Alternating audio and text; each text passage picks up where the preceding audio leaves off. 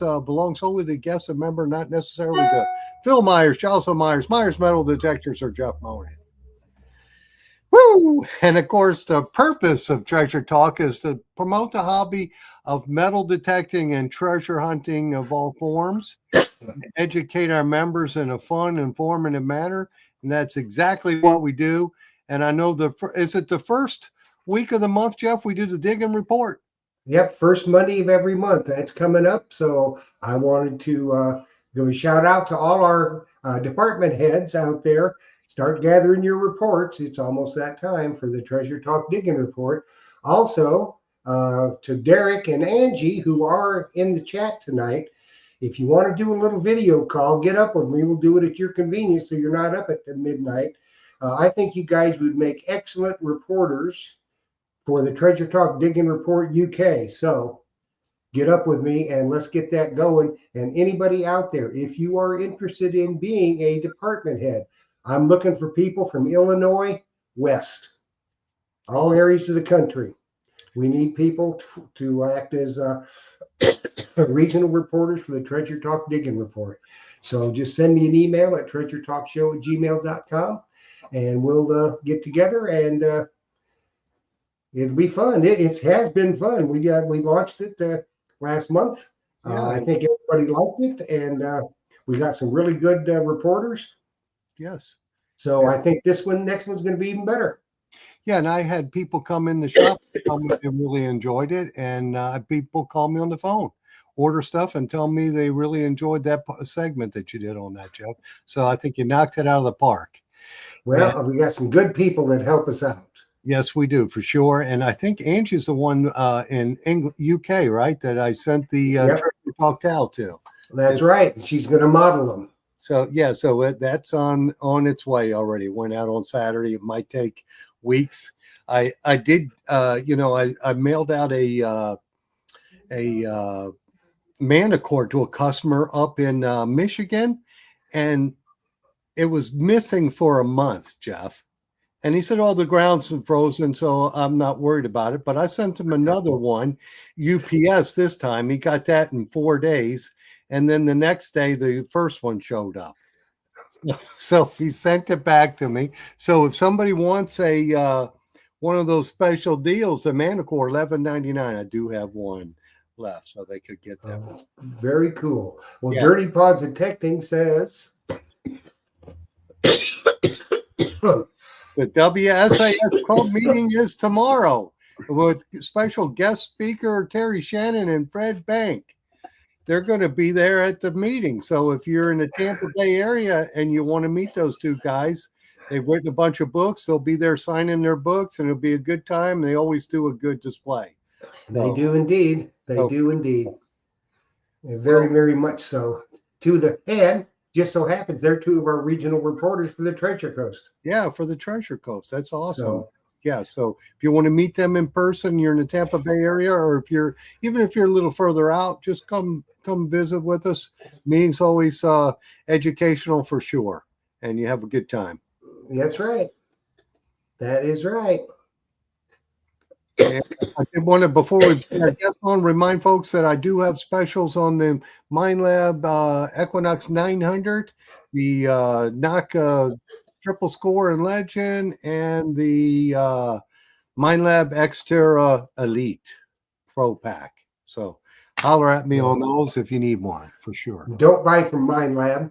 Yeah. Buy from Phil. Yes, don't buy from the MindLab store. You'll get better service and a better price, guaranteed.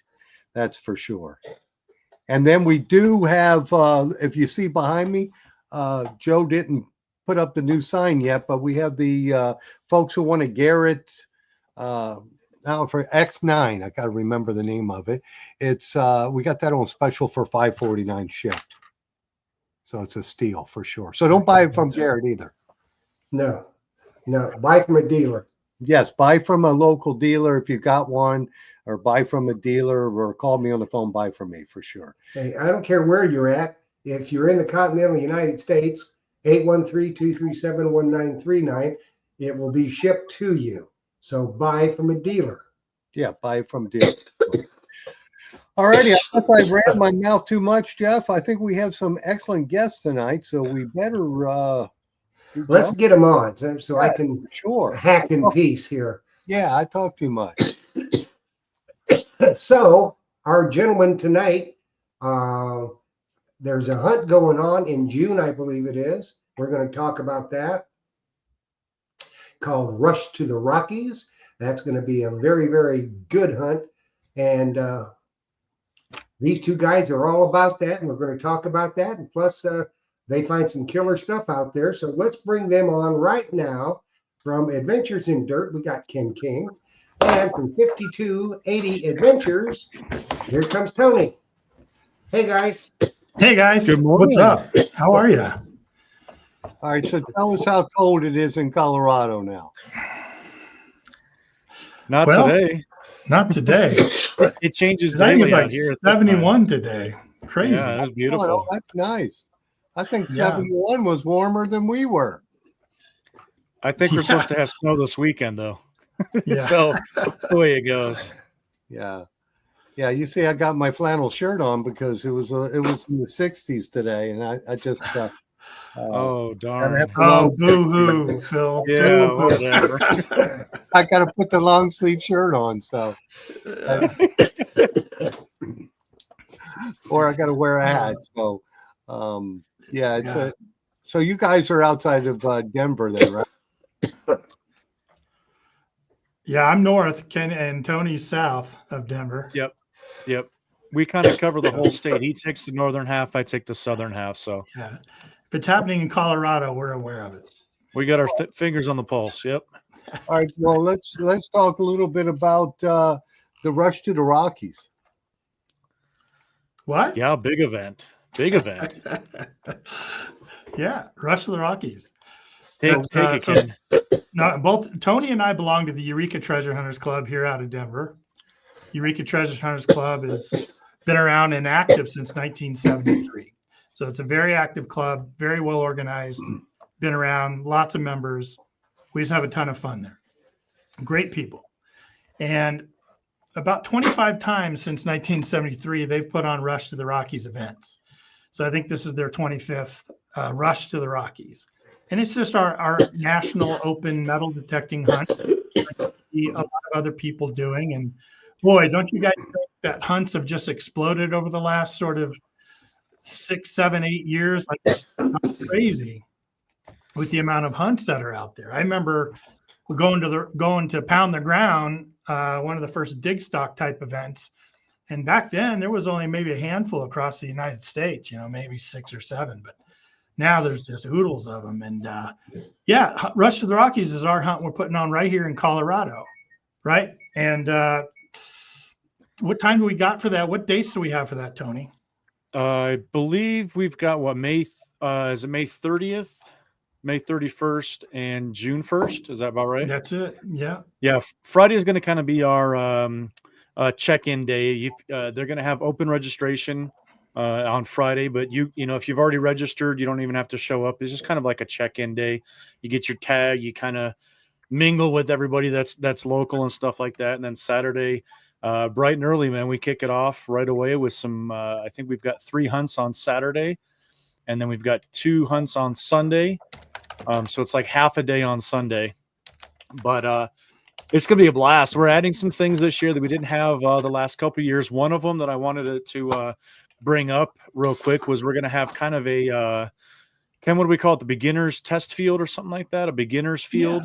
Yeah, beginner's field on Friday. It's going to be kind of a cordoned off area where if you're brand new to metal detecting, or if you just got your metal detector and you want to show up and you kind of don't know what to be listening for, we've got this field just for them, and they can go out and test it. And we're all obsessed about hearing those different tones all the time. I know I personally hear it in my sleep because that's all I want to do.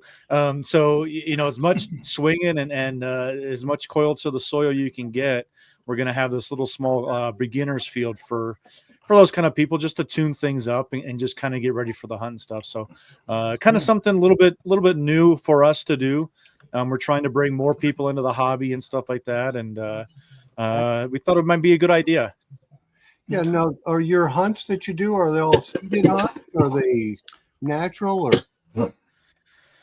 Yeah, Yeah, they're all seeded. Yeah, go ahead, Tony. Unfortunately, out here, we just don't have, you throw a stone and you hit, Civil War battlefield or Treasure Coast, gold or something like that. But so our hunt is actually going to be seeded. So we do seed it with 100% plus entry fees going into the ground. And people say, Wait a well, how minute. can you How do? can you say that? How That can always you comes say up, right? 100 plus? Well, throughout the entire year, we're planning on this, and our treasure hunting club actually donates money to our Rush to the Rockies side of things. So we actually have more money that we actually put into the ground than just 100% of the entry fee. So it's a great hunt. My gosh, I think our first year was like 2018-ish, I believe 2019 is something like 2018.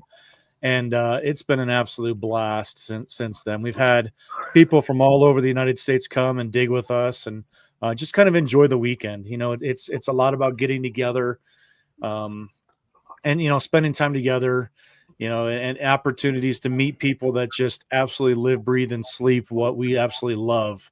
Yeah. Yeah, and we're still adding sponsors. We have all the manufacturers, joining us, but we're still bringing in sponsorship and the little special things that might go on out there. Nothing really to announce yet, but there might be some big announcements coming as things continue to develop for us out there. But no, Tony covered it pretty well. It's a seeded hunt. Everyone's been. If you've never been to a seeded hunt before, it's a little bit of a different type of metal detecting. Another reason why we wanted to do this sort of beginner's field. Maybe you've never been to a seeded hunt before. You don't really know how to do it. It's a little bit of a different detecting. Maybe you're not familiar with a seeded hunt. Well, if you come out that beginner's field on Friday, then definitely you're going to be around a bunch of people that have done seeded hunts a lot, and we'd be able to give you some tips and pointers on how to perform during a seated hunt. Yeah. It's a little bit of a different type of. It's different. Yeah. It's digging. almost like a competition. It's fast moving because there's a lot of targets out there. And they're going to get picked up quickly. We actually, and I haven't been, well, I have been to one other seeded hunt before, but we actually grid off our hunt fields into different grids and make sure that we have equal amounts that go into each grid. So we don't have, just by human nature, by, as you're walking out, dropping, or planting those coins, seeding those fields, you may have more in one area than another. We actually grid ours off. So we actually have an exact dollar amount for each grid that goes into it. So everybody has an equal opportunity at everything that's going to be out there. Oh, that's cool. Try to make it as fair as possible for everybody. Just have a good time. Nobody wants to go, to any hunt and leave with nothing. You want to feel like you've not necessarily got your money's worth, but you've really, you've had an opportunity and, that there's no questions. So we're going to have tokens out there too for prizes, lots and lots of stuff to give away. Ken barely touch, he touched on the manufacturers' donations and things like that. We're pounding that pavement to get donations. We're making purchases from the manufacturers for all kinds of accessories, and there's going to be some metal detectors out there too to win. So that's going to be pretty cool. Yeah. Well, you never know. There may be some coveted towels. A treasure talk. Oh, they might. Yeah, they might be heading our way. Is that what you're trying to say? They might be heading your way. That'd be awesome. Love it. Yeah, people absolutely. would love it. Yeah. Those are coveted worldwide. No, perfect. I bet. Well, I don't know if I'll give one away if it hits my door. I'm the one collecting all the donations right now. If it hits my door, it just might stay there. Well, there might be a Zazich or something too, Phil. What do you think? Yeah, if Joe, what did you call him, Joe Van Gogh or VZ Van Gogh, decorates it and puts it in there. Vincent Van VZ. Vincent Van VZ, yes. He helps. He's normally on the stream, so we'll have to see if he'll send something. So when you guys seed your hunt, are you in grassy areas? Or are you in dirt, or what are you in? Go ahead, Ken. Yeah, sometimes it depends on where we're at. A lot of times we're in grassy areas or pine needles have dropped and we'll just tuck everything kind of underneath the thing. Depending on where we're holding the hunt, sometimes we're allowed to dig and other times we're not. The last hunt we held was up in Denver County National Park, not National Park, but City of Denver City park. Park. City park. Yeah, City Park, but a mountainous park. They call it a mountain park. And they wouldn't allow us to dig there. So everything was tucked underneath needles. You couldn't see anything. You still had to detect it and get the signal and pull it out. Place we're doing it this year, that hunt. Well, I'm going to show you a video here of that hunt. It'd be kind of cool for you guys to see it. Little cool video that Tony put together. But some people were complaining about the slope of the hills that we had them on. We were at 8,800 feet above sea level. And then we were on some pitches that were pretty good. They were pretty good pitches as we were planting on the side of the mountain, giving you the full Colorado experience. Some were a little bit more flat. There was one that was totally flat, but a lot of them, it gave you a nice experience of being in Colorado. This year, because of some of those comments, we've decided to bring it down to more of a pasture area, more of a flat land. And so they'll just be sort of like pasture grasses and stuff.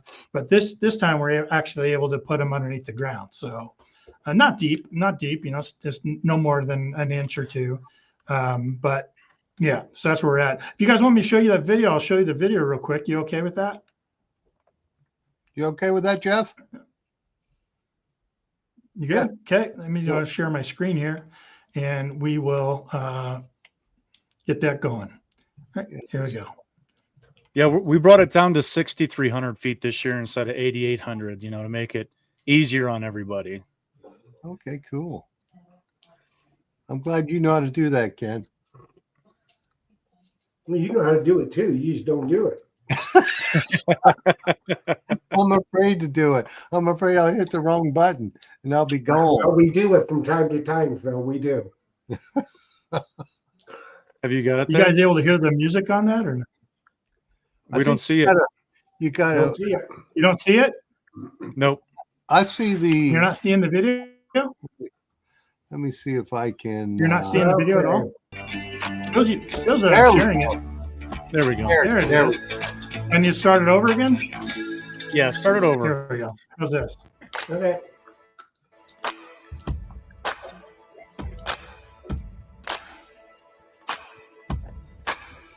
And Ken, how many people do you normally have come to the hunt? Yeah, between 100 and 115 usually. Oh, cool.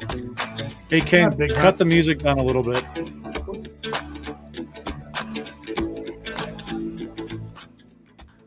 There you go. We can kind of talk over it. It's just music.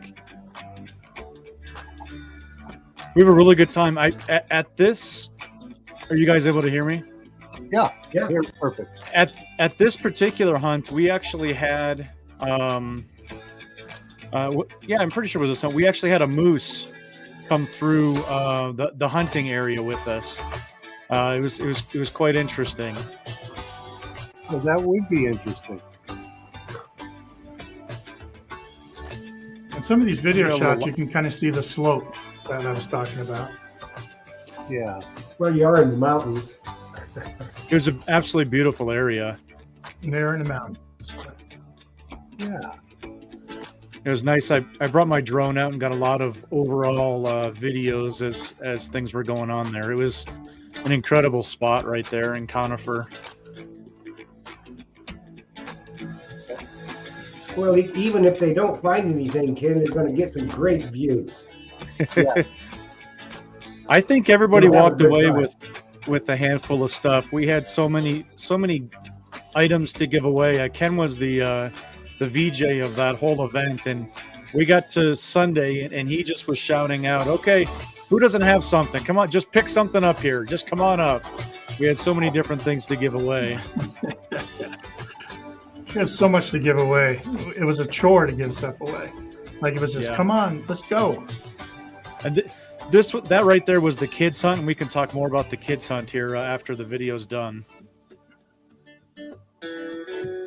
lots of tokens, lots of just prizes overall, just kind of given away. It was a good experience, kind of for everybody. We had all over the United States. Bill said it earlier, even some gold.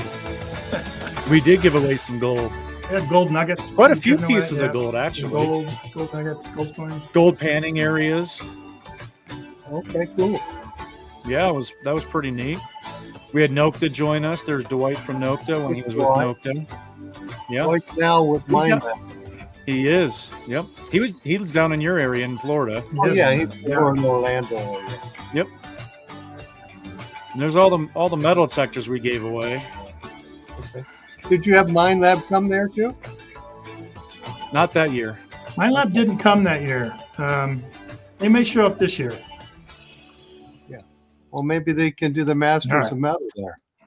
There you go. Maybe You they never can. know. Besides We're coming in We're not town, ready to announce. We're not ready to announce anything yet. but you may even get some. That would be a great idea, Phil. Myers That would be, wouldn't it? tokens. Twist her arm. Just got to twist Debbie's arm a little more. We can't. I wanted to announce talk anything about the quite yet. kids hunt that we had. Go ahead. Yeah, we do a free kids hunt for, and is it, I don't remember the ages. Is it 12 and under? Like 3 to 11, something like that. 3 to 11, and it's a free for any kids in that area. And we actually gave away, I think, 1 or 2 metal detectors for the kids hunt. Gave them find bags for them to go through the field, and they got to keep whatever they found. And again, trying to get the new people into the community, into the metal detecting. And most of the kids there anyways, they have their parents or their grandparents, they all metal detect, so they have had some exposure to it. But there's nothing better than seeing the smile on the kid's face when they're 5 years old, they're out there with a mini horde, and all of a sudden they come across like a Matchbox car, and oh my gosh, that's the entire world to them, finding that kind of stuff. So Yes, it is. we got a lot of positive feedback just from the kids hunt, as well as taking care of them with new machines too. It was awesome. It was a great time for that. Yeah, our club here in Florida does a similar hunt, seated hunt on the beach, and then they have the pinpointer hunt. And you see something funny is watching 40 people trying to find the prize token on their hands and knees in a volleyball court with pinpointers. It's just hilarious. Oh my gosh! Oh, I tell you, you've never seen anything till you see a seated beach hunt, because these people got these big cages they put on strap onto their waist, and what they do is they get a signal, they scoop and dump, go on to the next one. Oh And my gosh! Their whole side is covered with dirt and all kinds of stuff. It's funny. That's awesome. That's fantastic. I'm going to show you what they use, but Dirt Cloud Metal Detecting is asking, is there a natural hunt also? There's not a natural hunt put on for Rush to the Rockies from Eureka, but I'll be honest with you. If there are people out there that are going to show up a couple of days early or stay over a couple of days or something, reach out to Ken or I. Maybe we can work out something. We're all about meeting people and stuff like that. So, maybe we'll put you on a good spot. Maybe we'll take you out to a good spot or something. Cool. But nothing through Rush to the Rockies per se. Right. We have all our own permissions out there, but none of it is ever large enough or open enough to sort of bring an entire hunt to. You know what I mean? Mm-hmm. Look at that. That's what Jeff. What's that? Wow. That goes on your belt. It's a great basket. And what happens is you use a hand scoop. You're detecting. This is on your belt. You dump because it's a speed thing for our beach hunts. You got to be really fast because in 20 minutes it's done. Yep, it's gone. So they use a speed basket is what it is. The sand falls out and the sand goes off of your body from that piece of aluminum there. But you don't want to be on that side of somebody.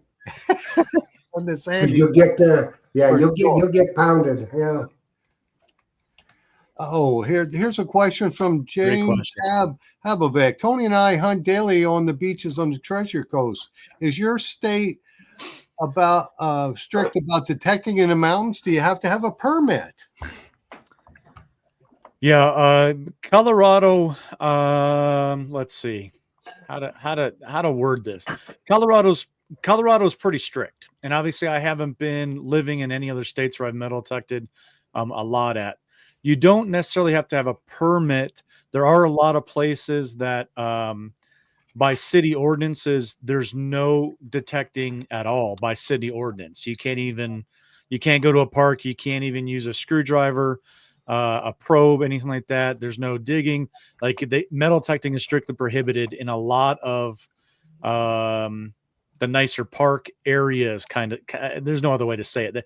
They're all very specific. So if you're doing any metal detecting in Colorado, you need to do your homework or hook up with us at Eureka and ask around. I wanted to hunt this park. This is in Denver. Does Denver allow hand trowels or digging tools in Denver City? Generally, the answer for Denver is no. You can't even you can't use any sort of a digging or shovel instrument. You could use a probe. But then there's other areas, say like in Boulder, that don't allow any metal detecting at all in any of the city or county parks. Matter of fact, Eureka Treasure Hunters Club, we have something called the Breakfast Club. Yeah. It's a hunt that happens twice a month. It's usually on a Saturday or a Friday. And, these people have been detecting forever. They go out there. You meet them at a chosen spot. A lot of times they go have breakfast beforehand with the whole gang of them.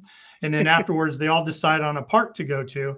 And if you go to that breakfast club, they will hand you sort of a list of all jurisdictions around us and what the restrictions are, what the rules are, just like Tony said, where you can, where you can't, where you have to use a probe, where you can use a hand digger, all kinds of different rules and regulations to bring especially beginners, so whenever we're greeting beginners at our club, it's like, hey, you really need to go to the Breakfast Club or go over there and see Chris and get on his email list and he'll send you this sort of do's and don'ts list, because we're all about doing it right. We're all about hunt with care and, keeping it positive for this hobby of ours that we love. Yeah, I'd say that's true because you don't want to hunt in a restricted area. You don't want to dig holes and leave holes. You just you do the right thing. That way, places aren't shut down for sure. And Angie over in the UK says we're not allowed to hunt in parks, detect in parks in the UK, only with permission on private land, normally farms and on beaches. So I'll tell you what permissions those are. Oh yeah, private permissions in the UK. Darn. Shoot.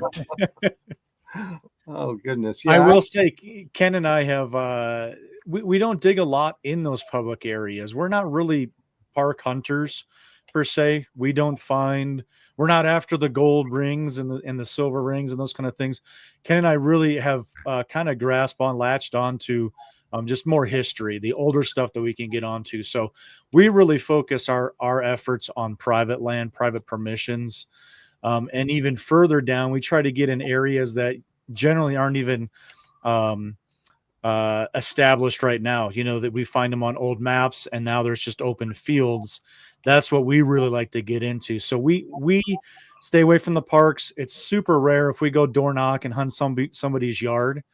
We try to get on some land that you can go dig holes, and people are generally like, you want to go dig and out in the middle of nowhere, go ahead, go do whatever you want to do. And we have hunted parks and stuff. We've done all absolutely that. Yeah. Our focus now is more on history and kind of in the middle of nowhere. Yeah, I think you find the cooler stuff, the older stuff. We like the older stuff. Yeah. I mean, well, it's not like we'd pass up a gold ring, though. I mean, if we had our druthers, I mean, come on. Yeah, especially the price of gold today. So, sure. Right. So what kind of gear are you guys using? Your favorite detector? Well, I'm using the best one, and Tony's using the second best one. Oh, geez. Here we go.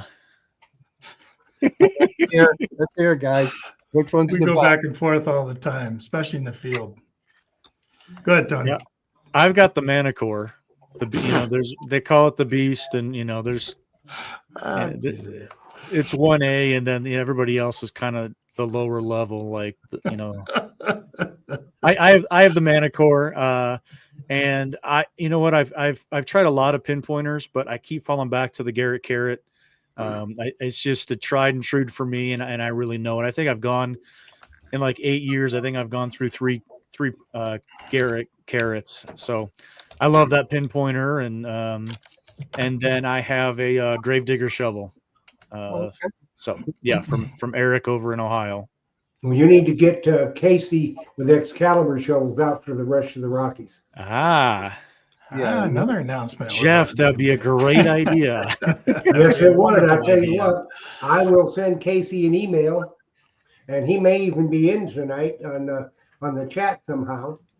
Excellent. Yeah, Excalibur shovels would be absolute killer. Yeah, it's an excellent To product. have come out. Yeah. I have Ken, them. what machine are you trying to find stuff with now? I just use dowsing rods. No, I'm currently I'm swinging the Deus 2, and so Smart man. you can see why Tony and I keep giving each other the business. Yeah. And it's a great machine. I followed up with the MI6 pinpointer that's connected to it wirelessly, and boy, I really love that combination. I've operated it with the WS6 Master setup, which is awesome. It's just as great as the remote. Lightens it up a lot. But yeah, it's a great machine. Those that swing it know it.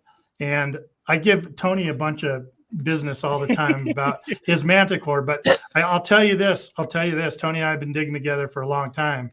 And once he started using that machine, I was right there to see it. His detecting has really improved, probably triple, as far as digging good targets and not digging bad targets. Like that has improved for him tenfold since we used to dig together. And it was that machine. As soon as I saw him start swinging that machine, as soon as he got to figure out how his headphones work, I've seen it improve. Well, it looks like we got a comment from JP Hobbyist. She said, I love older items. I love to find something and try to figure out the history of that item. That's a cool part of this hobby. Yeah. Finding the older items and figuring out what they are. And Jeff, you got a comment, buddy? Yeah, just never guess who's in the chat right now. The Key Date Kid. Hey, what's up, Casey? As Excalibur shovels. So let's make a pitch. Tell him the dates. Excalibur shovels. Speaking of Casey, I owe you a call, Casey. He makes an awesome. I owe him a call. An awesome Tony and I were looking at some data because we run Relics Radio podcast on Wednesday nights, and I was looking at some data. We were looking at upcoming guests, and I saw that we had Casey penciled in for a date this last week, and I don't think we ever firmed it up. So Casey, we definitely want to get you on the show. Yep. After the show, I'll reach right out to you, bud, and we'll talk about that. But no, Casey and us, we've been talking about Rush to the Rockies, and I think he's definitely going to support our hunt, and that's always appreciated. A great guy, a great company. Like everyone needs to go support Excalibur shovels because they're awesome shovels, man. Yeah, top notch. I have the Sir K and love it. Love it. Yeah. I just love how everything is personal. You want this size, and instead of 36 inches, I want 35 inches. He'll do that for you. You want this color. You want this design serration on this side, or just a great shovel, great digger. That's his new digger. Yeah, that's the new one. Yeah. This is the older style. Yeah. What's he calling it? It looks like it. Excalibur medieval. Exactly. Like medieval, man. That looks dangerous. So this one here he did for me. And it's got serrations on both sides, goes down on one side, up on the other side. So, cool. It's falling right through it, right through that rough side. Yeah. Yep. All right. So one of you guys use the Manicore, the other the Deus 2. What coils are you using? I just have the standard coil. I would love to get the M9 here. Probably will get that in 2025. And I've heard some fantastic things about the M9 coil for sure. Mhm. We'll do that this month because MindLab's got 25% off. Can't beat that Oh, this month. I'm gonna go get the credit card from my wife. They've never done that You before. think Yeah. you're going to get the credit card from your wife. I'm using it to buy Like she flowers. knows you. It's like he knows your wife, Tony. And she may give you the credit card with unbeknownst to you that the words declined will come through. Oh, she would never.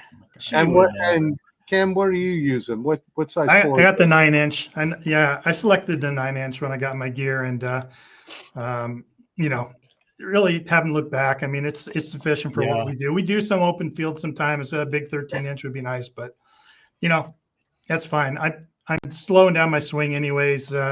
In some of the trashy areas, we're digging a lot of iron, so I've got a pretty good program for that. That's really, I call it my X-ray program. It's really digging through all the iron and shooting out those great sounding targets for me, especially those midtones. And that 9-inch just fine with me.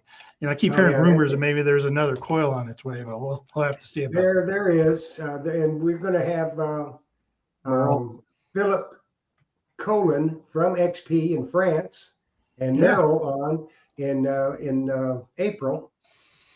Or they're actually it's the end of this month, March 31st, I believe it is. And we're going to talk about the new the 9x5 high frequency Deus 2 coil.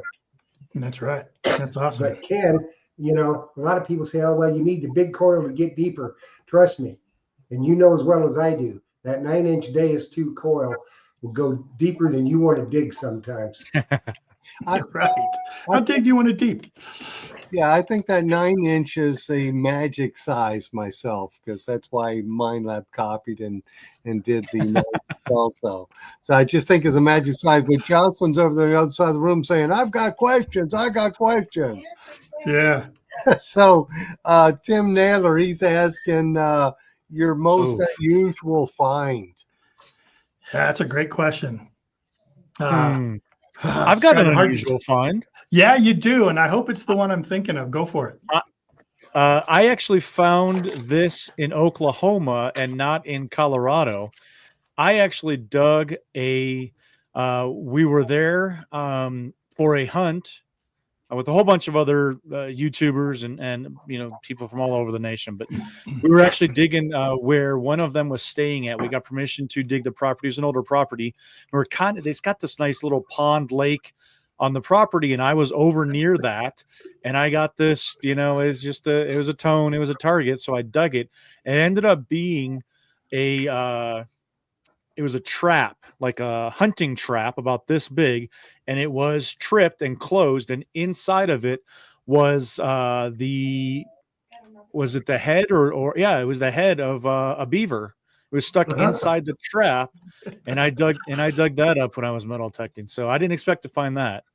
Right. That was unexpected for sure. Did you It was keep pretty it cool. red? Was it old? So- or? It was older one, yeah, for sure.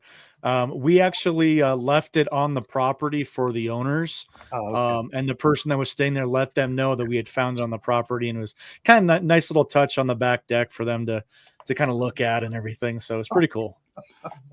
Yeah. Kind of unusual. You don't see that every day. Oh, that's We funny. didn't put it on the deck and then not tell the owners about it. Yeah, they would have could've done been that. like, oh.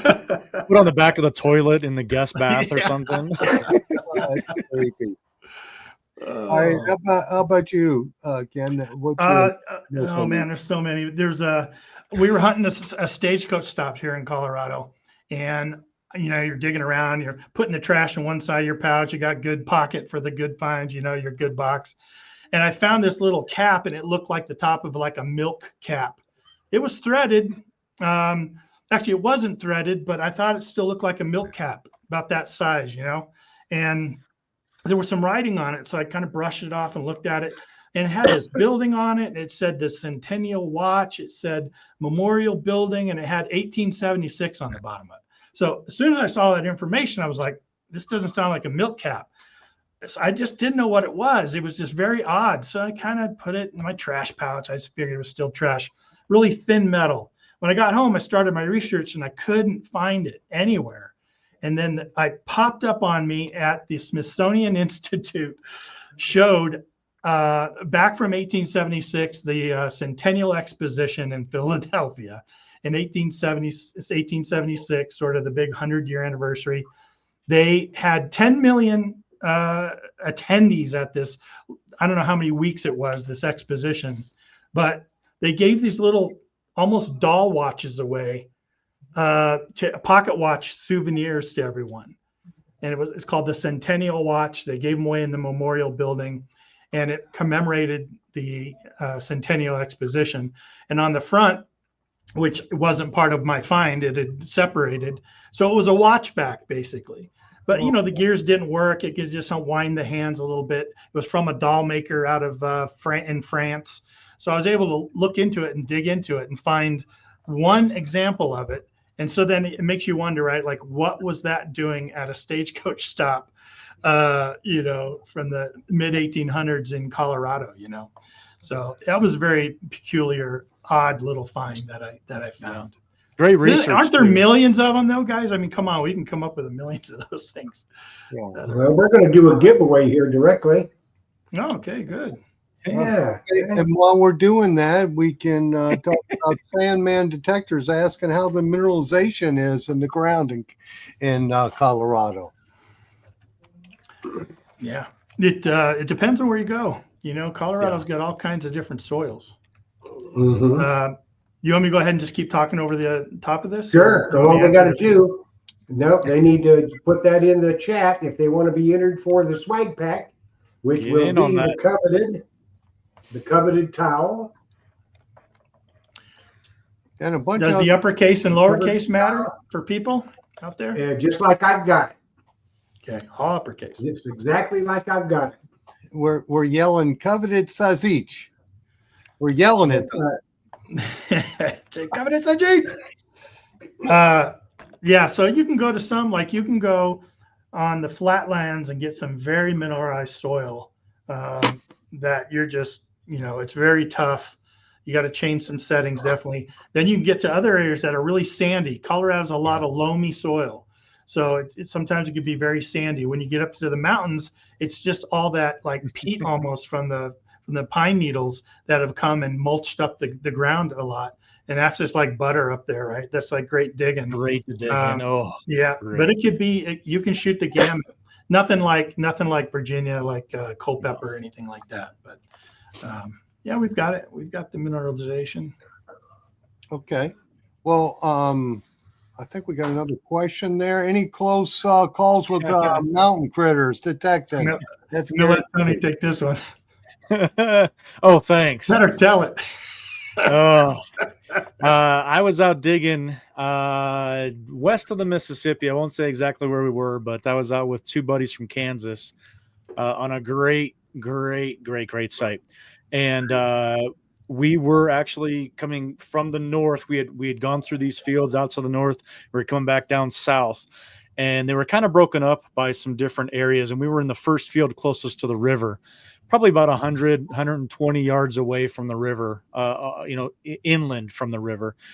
And I met up with my buddy Garrett, and he goes, "Hey, Tony, there's a moose over here," you know, and we're like, "Oh my gosh, you know, we're on this incredible land. We get to see the scenery, this moose." And I got out my phone. I just start recording, and she turns towards us and stomps 3 times. And within, I had just recorded 7 seconds. By that time, she already started at a full run towards us. She cleared that 100 yards plus in about 3 seconds. It was insane how fast she was, and started chasing us around. We're running around the sagebrush and these cottonwoods in this area, chasing us, outflanking us, stopping, coming around on us and everything. It was one of the scariest things I've ever had my entire life. I actually fell, lost a boot, fell into kind of this marshy area, lost my boot. We kept running. We Carl Lewis'd over the fence. booked it all the way back, and it was one of the scariest moments of my entire life. And unfortunately, I had left my backpack in the area with my drone inside of it, had my wallet inside, my car keys inside. And we ended up, long story short, we ended up, the landowner had to go back on an ATV, and that moose was still there 2 days later, and jumped off the ATV, ran around the tree, got this moose to follow him. He grabbed the bag, hopped back on the ATV, pulled off like, Dukes of Hazzard, tearing through, dust flying everywhere. And come to find out, he had found that that baby, or the mama moose, had just dropped a baby, like within probably 6 hours of us going through that spot. And so she was very, very protective. And he had told us after the fact that they had had lots of moose sightings and everything in this area that we were at. And he couldn't take his horses back there because they were so afraid of the moose. It was so wet that year. He couldn't get his tractor back there. And it was an incredible day and hunt that I'll never forget, but that moose didn't make it very easy on us. It was pretty intense. Probably one And of I my laugh about it, and I always poke fun at him about it, but it was dead serious. It was dead serious. Yeah. So I'm really glad that we're real lucky. nothing worse happened yet. It was pretty It's bad. a good thing that you did survive it, so you can laugh about it. Right. Yeah. Because there's nothing. I tell you what, that's a 2,000-pound animal coming at you with intent to do you harm. Well, and I had mentioned that once we had gotten back and we had rushed to the Rockies, that Ken had shown that video, and we had that other moose, but this was a bull moose that came through our area at that point.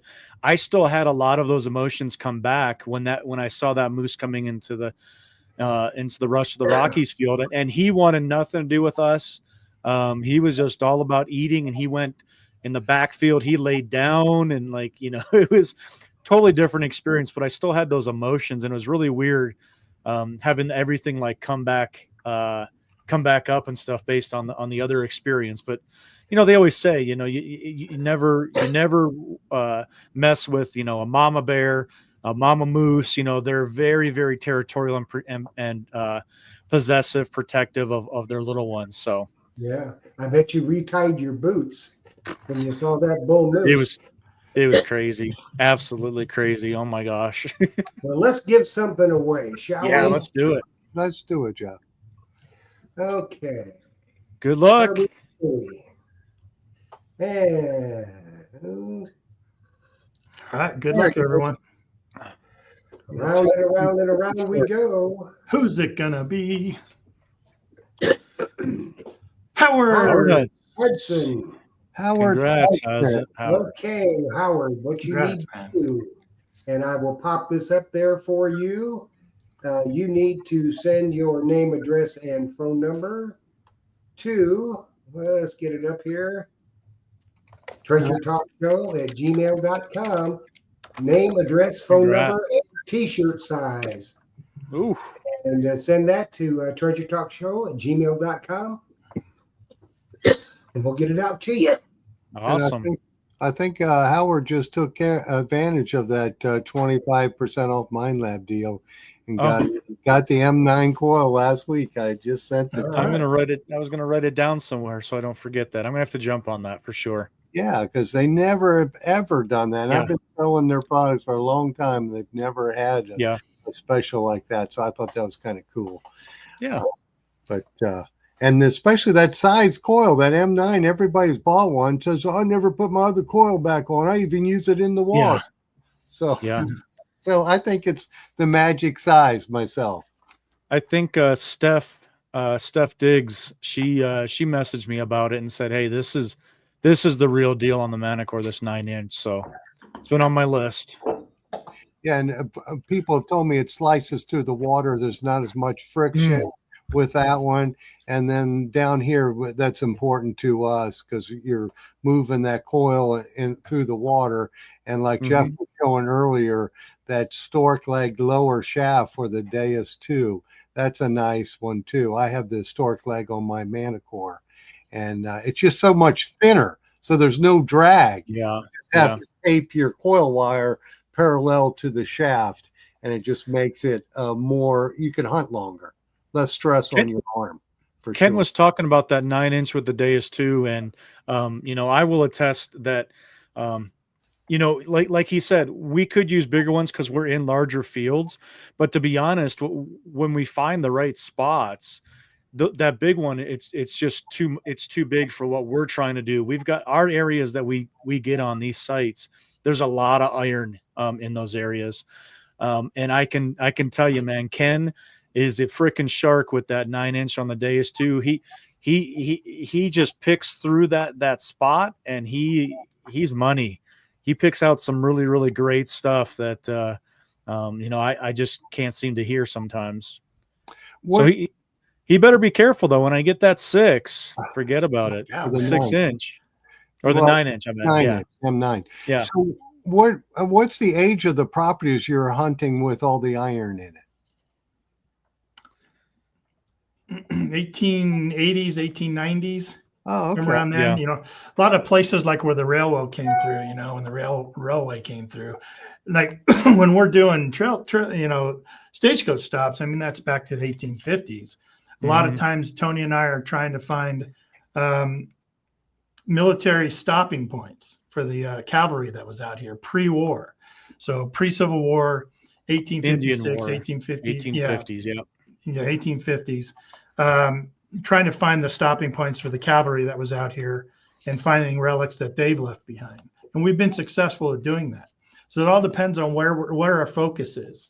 On old home sites, we're probably 1880s forward, 1920s. When military, we're looking back, 1850s, 1860s, 1870s, because they were here for a long time. But that's, in Colorado, you can't get back prior to 1850, pretty much. Like, 1849, 1850, people started coming this way. Boy, 1852 is when they absolutely lit up the trails coming west. But yeah, the railroad came, and then in the 1880s, there's a 10-year period where Colorado just exploded with population. And they brought a lot of stuff to them. So old trail systems we work, stuff like that. That's kind of hunting we do. Mm-hmm. Have you found many military artifacts from that time period? We've been lucky. Yeah. We've been lucky. Yeah. Yeah, we have. Not like actually. they find in no. Civil War areas like Gettysburg and this and that. We're not finding shells that much. You know what I mean? But we have found quite a bit, enough to change our idea and our opinion of Colorado. I'll tell you that. Yeah. You find uniform buttons? Yeah. Absolutely. Yeah, those are to be honest, and I think I could probably speak for Ken. We love finding old coins. I mean, silver, seated is fantastic. I love the military buttons. I love the military bullets. Anything military related is just absolutely phenomenal. I think it just tells so much more of a story. The coins are absolutely phenomenal. We both got seated. That was last year. We both got our first seateds in Colorado last year. So it was pretty exciting for that, of course. We never thought we'd be able to find that, but there's just something about a military button that really just kind of drives me crazy.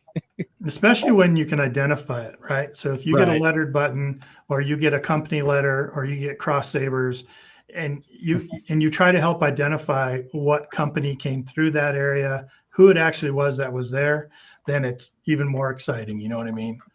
Oh, yeah. Oh, company B. That's got to be the Colorado second. Yeah. Yeah, they're really cool. The military buttons. Yeah. I'm with you. They're kind of my favorite. And we've been lucky enough to work with some archaeologists in the state as well on some historic sites to not only save some of that history that not a lot of people know about, but also to kind of rewrite some of the history. We've been really lucky to be able to do that a couple different times, and we've got some videos on both of our channels for that. That, man, not only are we on something that you just, you look around and go, holy cow, look what site we're at, but then you're really looking around going, seriously, look where we're in the middle of nowhere. and we've got these incredible mountains, and we've got these views, and we've got a spring, and we've got like, it's just absolutely gorgeous territory that we've been blessed to be able to help the state with. Well, cool. Well, it looks like we got one comment, and then we're pretty much our hour just zoomed Wow. by. Derek Sherwin saying there was a lot of iron at a site yesterday at yesterday's rally in Cheshire, which I don't know where that's at, but with the It's in England. big It's in coil in the Cheshire. day too, still picked out the good stuff. And Excellent. what I always say is learn what you got, use it. Yes. You can get something better or easier. So I wanted to say thank you guys for coming on and talking about the rush to the Rockies. Thank you, Ken. Thank you, Tony.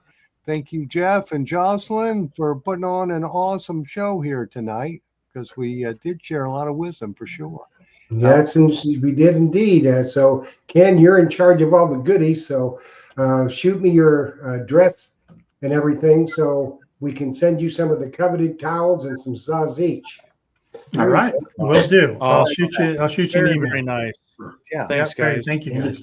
And you never know, there may be some Myers metal detectors tokens in there, Yeah. because well, they have been found on the beach in Oregon.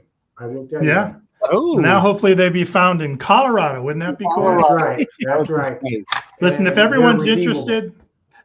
interested, just Google "Rush to the Rockies, Colorado." You'll find your way to the hunt. absolutely. Come out and dig Well, with Ken thanks. and I. Yeah, We'd that'd be fun. love to. Thanks, guys, for taking time out to be with us tonight. Join us next week when we're going to be talking to Manicore with Relic Dirty Hands.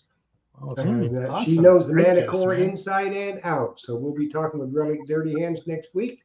And then pretty soon it is time for the Treasure Talk Digging Report. So all you reporters out there, start getting your reports ready. And we'll see everybody later. Thanks for watching. Happy hunting. Dig See you deep, guys. guys.